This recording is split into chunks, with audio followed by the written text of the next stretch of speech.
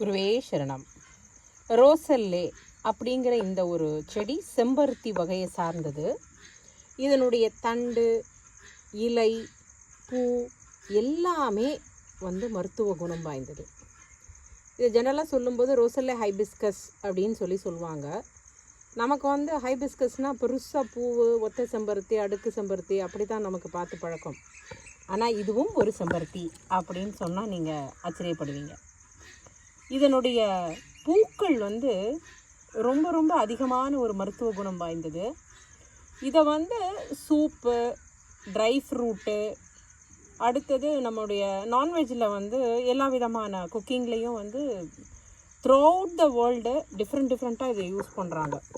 இது நம்ம புளிச்சைக்கீரை, நம்ம இந்த கோங்கரா சொல்லுவோம் இல்லையா, அதுபோல் இதை செய்கிறதுக்கும் ரொம்ப டேஸ்ட்டாக இருக்கும். ஆக இந்த ப்ராசஸ் ட்ரை பண்ணி பார்க்கலாம் அப்படின்னு சொல்லி இந்த சீட்ஸ் நான் துபாயிலேருந்து கொண்டு வந்தேன். ரொம்ப அழகாக நிறைய இன்றைக்கி எடுத்தோம்.